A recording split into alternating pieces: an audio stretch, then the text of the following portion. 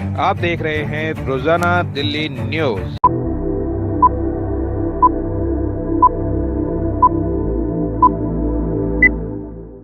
नई दिल्ली, मैं दीपक खुलवे, रोजाना दिल्ली न्यूज से।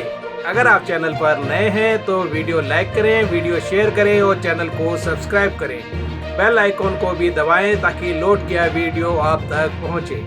अपने इलाके की न्यूज चैनल पर दिखाने के लिए 9999306595 पर अपना वीडियो संदेश के साथ भेजें। धन्यवाद। दिनांक 13 दिसंबर 2023 बुधवार, वरिष्ठ नागरिक केंद्र केशवपुरम दिल्ली में अशोक विहार ब्लॉक कांग्रेस कमेटी द्वारा बैठक का आयोजन किया गया। बैठक में कांग्रेस द्वारा नियुक्त ऑब्जर्वर राकेश रजक, आदर्श नगर जिला कांग्रेस के अध्यक्ष मनोज यादव, पूर्व जिला अध्यक्ष हरिकिशन जिंदल, पूर्व विधायक हरिशंकर गुप्ता कार्यक्रम में सम्मिलित हुए। सभी नेताओं का स्वागत फूल माला पहनाकर किया गया। ब्लॉक कांग्रेस कमेटी की मीटिंग का आयोजन ब्लॉक अध्यक्ष जोगेंद्र खारी की अध्यक्षता में किया गया। कार्यक्रम का संचालन कांग्रेस के पूर्व निगम प्रत्याशी पंकज शर्मा ने किया। कार्यक्रम में क्षेत्र के सभी वरिष्ठ सदस्य एवं युवा और महिलाएं शामिल हुई। अशोक विहार ब्लॉक कांग्रेस कमेटी द्वारा बैठक का आयोजन आने वाले लोकसभा चुनाव की तैयारी को लेकर किया गया। बैठक में कांग्रेस द्वारा नियुक्त ऑब्जर्वर राकेश रजक एवं आए हुए अन्य नेताओं ने कांग्रेस कार्यकर्ताओं को संबोधित किया और अपने विचार व्यक्त किए और आने वाले चुनाव की रणनीति कार्यकर्ताओं से साझा की। हरिशंकर गुप्ता ने कहा कि हर ब्लॉक में पोलिंग बूथ होते हैं, उनको अब एक सेक्टर की नज़र से देखा जाएगा। एक सेक्टर के नीचे 2 मंडलम बनाए जाएंगे। कांग्रेस द्वारा नियुक्त ऑब्जर्वर राकेश रजक ने कहा, संगठन जैसे सेना होती है और अनुशासित होती है, संगठन कमजोर हुआ है मगर कांग्रेस कमजोर नहीं है और कांग्रेस ही हमारा विकल्प है। संगठन में अनुशासन और एकता की कमी के कारण हमारे आत्मविश्वास में कमी आई है। राकेश रजक ने कहा कि हम भीड़ न बनके सैनिक बने ताकि हमारे आत्मविश्वास बढ़े। बैठक में आए हुए सभी कार्यकर्ताओं ने नेताओं की बात बड़े ध्यान से सुनी और कांग्रेस को मजबूत बनाने के का संकल्प किया। हमारे बीच में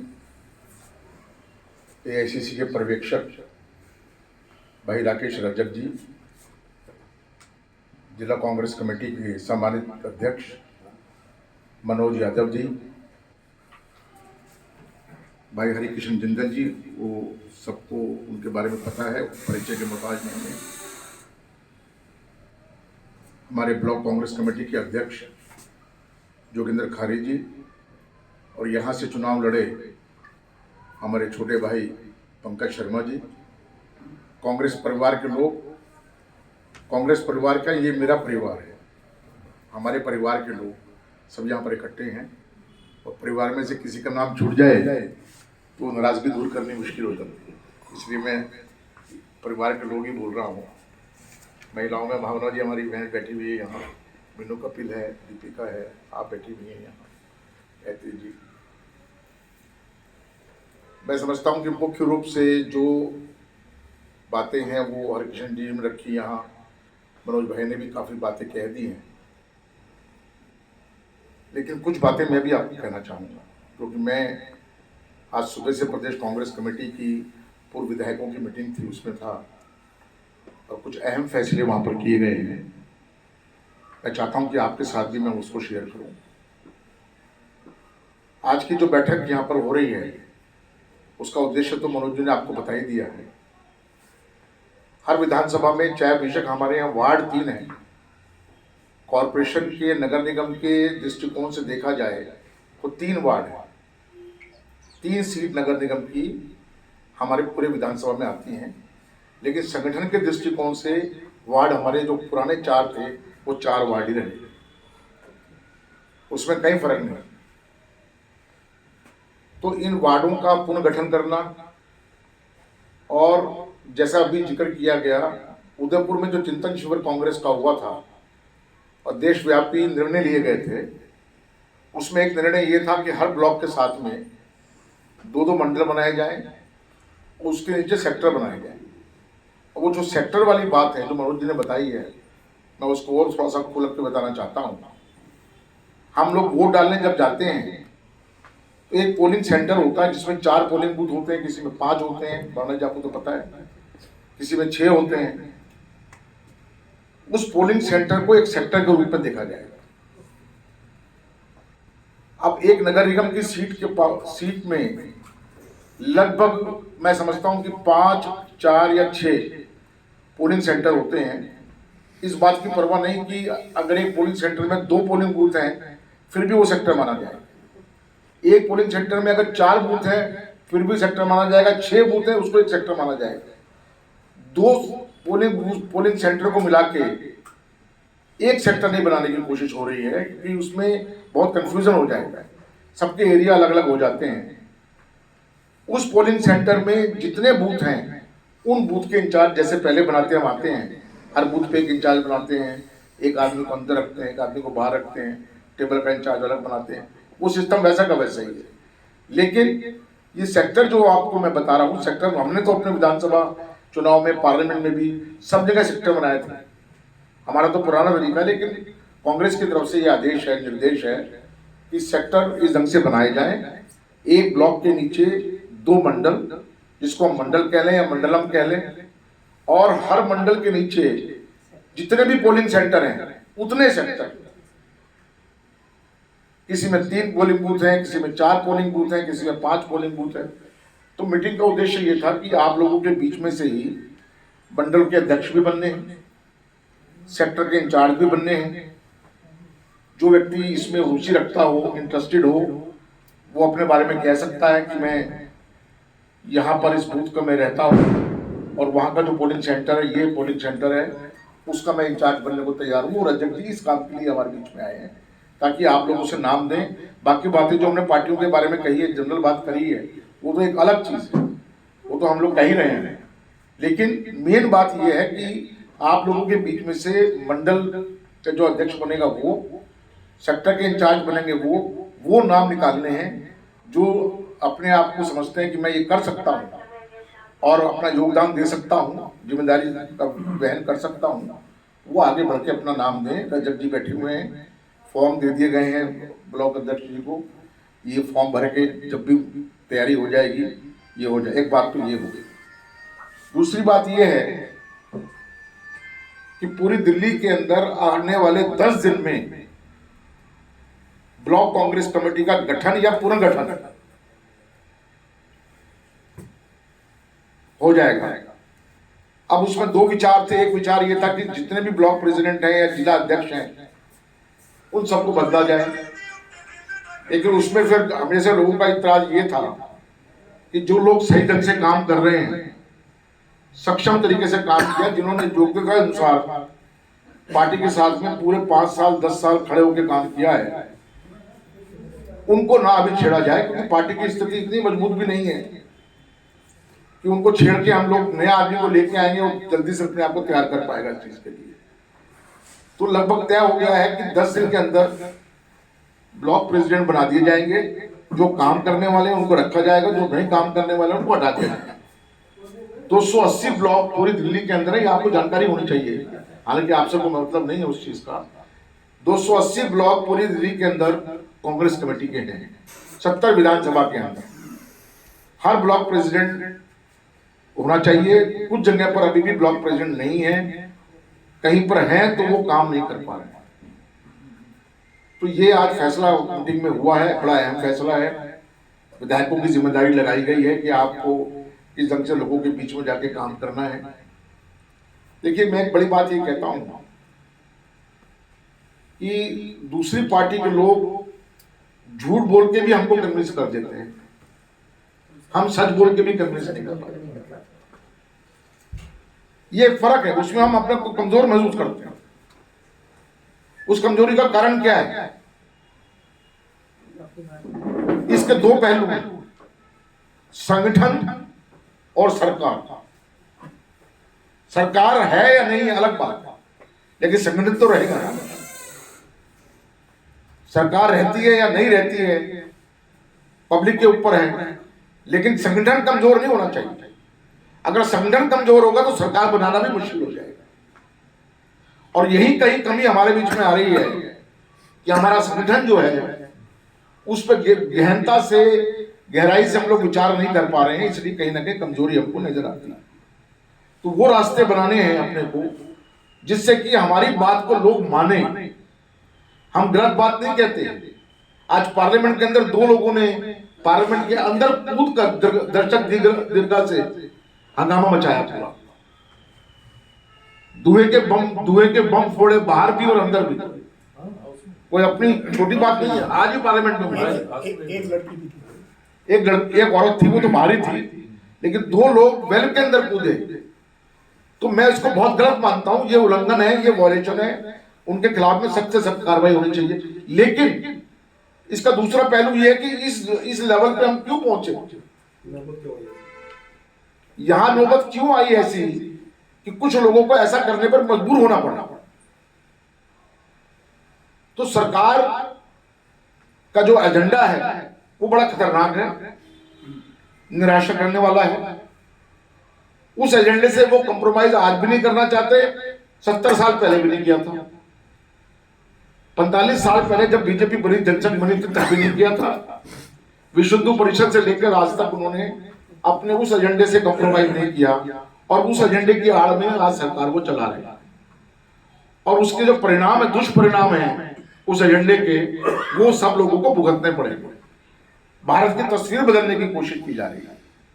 भारत की एकता को, अखंडता को छिन्न भिन्न करने की कोशिश की जा रही है। तो ये लोगों को बताने की जरूरत है, क्योंकि इसके साथ में हर व्यक्ति की परिवार की सुरक्षा का मामला जुड़ा हुआ है। अगर समाज के अंदर अस्थिरता होगी, आपस में मतभेद मनभेद होंगे, भाईचारा कायम नहीं होगा, तो एक दूसरे के दुश्मन हो जाएंगे। कभी हम सनातन की बात करते हैं, कभी हम हिंदू मुसलमान की बात करते हैं। इन सब चीजों की जरूरत नहीं थी। हर आदमी सुबह उठ के अपने भगवान की पूजा करता है। वो किसी को बाहर तो जाके नहीं बताता कि मैंने पूजा की है कि नहीं की। मंदिर के सामने, गुरु के सामने, अल्लाह के सामने बैठता है, पूजा करता है, इबादत करता है, सब कुछ करता है। लेकिन ढोल पीट के बताएंगे। आज हमें ये लोग ये बताने वाले हैं कि आपका धर्म ये है, आप इसको मानो, इसको नहीं मानो। हजारों हजार साल से धर्म का अनुशासन चलता आ रहा है, धर्म का राज चलता आ रहा है, लेकिन वो बड़ा शांति से, नम्रता से और संवेदनशील होके उस पर आचरण करना होता है। बड़ा शांत बैठ के पूजा करनी होती है। माइक लगा के, ढोल बजा के कि साहब हम सनातन हैं, हम गला काट देंगे, हम फांसी लगवा देंगे, हम ये कर देंगे, ये ठीक बात नहीं है। अगर आप सनातन को मारते हो तो सिख कहां जाएगा? जैन धर्म वाले लोग कहां जाएंगे? बौद्ध धर्म वाले लोग कहां जाएंगे? तो समाज में इस ढंग की जो दीवारें पैदा करने की कोशिश है, ये खतरनाक एजेंडा है। लेकिन वो मानने वाले नहीं है, वो कभी मानने वाले नहीं है। इन बातों को अगर आप लोगों को नहीं समझा पा रहे हैं तो आपकी कमी है, इसमें पार्टी की कमजोरी नहीं है। क्योंकि अगर आप समझते हैं कि मैं कांग्रेस के साथ में जुड़ा हुआ हूं, एक ऐसी पार्टी के साथ में जुड़ा हुआ हूं, तो विचारधारा से जुड़िए। और हमारी विचारधारा एक है, हिंदू मुस्लिम सिख ईसाई आपस में सब भाई भाई। एक बात ये, और दूसरी बात ये कि हमारे पास कोई एजेंडा नहीं है, एक ही एजेंडा, देश का विकास होना चाहिए। कांग्रेस के 50 साल के शासन में दूसरी बात कभी दिमाग में कांग्रेस के नहीं आई। जब भी बात हुई, जब भी फैसला हुआ, ये हुआ कि देश का विकास कैसा हो, कम हो ज्यादा हो अलग बात, लेकिन दूसरी खुराफात हमने कभी नहीं सोची, दूसरी बातें हमारे दिमाग में कभी नहीं आई। एक ही एजेंडा हमेशा रहा है कि देश की एकता अक्षुण्ण रहनी चाहिए और साथ में देश का विकास किसी न किसी रूप में होना चाहिए। आज उसी देश के विकास के बल पर ये लोग उस पर मोहर लगा रहे हैं अपनी। जो हमारे विकास पुरुष थे, विकास करने वाले थे, उनको नकार रहे हैं, उनको बदनाम कर रहे हैं, उनको छोटा करके दिखाने की कोशिश हो रही है। और उसी विकास के बल पर हजार हजार करोड़ के प्लेनों में घूम रहे हैं। तो सारा का सारा किया हुआ तो कांग्रेस का है, लेकिन स्टैंपिंग अपनी हो रही है। दूसरी बात यह है, कोई दिन जा रहा है जबकि दिल्ली सरकार को भंग करेंगे ये लोग। ये जो आप पार्टी ने घोषणा शुरू किया दिल्ली के अंदर, घर घर जाके ये पूछ रहे हैं लोगों से कि हम जेल से सरकार चलाएं तो आपको कैसा लगेगा? भाई क्या है? आपने दुनिया भर के फैसले ऐसे किए जो जनता के हित में नहीं थे, उसके लिए तो लोगों से राय शुमारी नहीं करी आपने गली गली मोहल्ले में, जैसे मनोज भाई ने बताया अभी, गली गली मोहल्ले के अंदर शराब की दुकानें खोल दी। लोगों से पूछा था क्या? महिलाओं से पूछा था? लोकल एरिया मार्केट के अंदर दुकान खोल दी। लोग सुबह शाम नौजवान लड़के लड़कियां बच्चे, जा बेटा, माँ बोलती है जा बेटा ब्रेड ले आ, जा बेटा दूध ले आ, नौकर को बोलती है जा बेटा ये सामान ले आ, ये सामान खरीद कर ले आ। लोकल शॉपिंग कॉम्प्लेक्स एरिया में तो यही होता है ना। और उसके बगल में ही शराब की दुकान खुली हुई हो और उसमें डीजे भी बज रहा हो साथ में, तो ये, और शराब भी परोस से सैंपल करके शराब परोस के दिखाई जा रही है। तब तो आपने राय शुमारी नहीं की दिल्ली से। हजारों हजार करोड़ का प्रूवन गबन हुआ है। मतलब इसमें कोई दो राय नहीं है। इसमें कोई कल को हमें ये कह कि आप तो बीजेपी का समर्थन कर रहे हो, समर्थन की बात नहीं है। भ्रष्टाचार भ्रष्टाचार है बिल्कुल 100% उसमें गबन हुआ है। हजारों करोड़ का गबन हुआ है और वो पैसा इन्होंने इकट्ठा लोगों से किया है, जिसके नतीजे के कारण से आज 3 आदमी प्रमुख जो इनके हैं वो 3 जेल में, 1 बचा हुआ है वो जेल में और चला जाएगा। वो किसी दिन भी उसका काम हो सकता है। और पूरी प्रकार से सरकार ने तैयारी कर रखी है, क्योंकि मैं आपको एक बात आज सच बताना चाहता हूं। आप पार्टी का उदय बीजेपी आरएसएस के समझौते से हुआ था, उनके कर्मों के कारण से हुआ था, उन्होंने बढ़ावा दिया था। मुझे मेरे पास आज भी वो स्टेटमेंट रखा हुआ है राष्ट्रीय स्वयंसेवक संघ का, जिसमें रामलीला मैदान में जब अन्ना हजारे को उन्होंने बिठाया और वहां पर तमाम व्यवस्था की, खाने की, रहने की, टेंट की तमाम व्यवस्था की, तो उसमें जब ये लगा कि क्रेडिट जो है ये जो लोग धरना प्रदर्शन कर रहे हैं इनको जा रहा है, तो आरएसएस की तरफ से स्टेटमेंट आया कि भाई सपोर्ट तो हम कर रहे हैं, ये लॉजिस्टिक्स जो है वो सारा इंतजाम तो हम कर रहे हैं, इनका तो कुछ भी नहीं है। लेकिन समय के साथ साथ जब केजरीवाल की अभिलाषाएं, आकांक्षाएं इतनी बड़ी थी, वो तो चंद मिनटों में देश का प्रधानमंत्री बनना चाहता है, तो पेट में दर्द बीजेपी के भी आरएसएस के भी हुआ। जिस काम के लिए तेरे को रखा था वो काम करने के बजाय तो दूसरे काम पर निकल पड़ा। तो अपने आप को ही आगे बढ़ाता चला जा रहा है। उसको बढ़ाया गया था, उसको पैदा किया गया था कांग्रेस को नुकसान पहुंचाने के लिए, कांग्रेस को कमजोर करने के लिए उसको बढ़ाया गया। तो आज केजरीवाल जी मुसीबत में हैं, लेकिन अभी भी अपनी गलत हरकतों से बाज नहीं आ रहे हैं। लोगों को बेवकूफ बनाना शुरू से उनका धर्म रहा है और आज भी उसी चक्कर में लगे हुए हैं। तो साथियों मैं लंबा नहीं करूंगा, आई रही जी और अभी उधर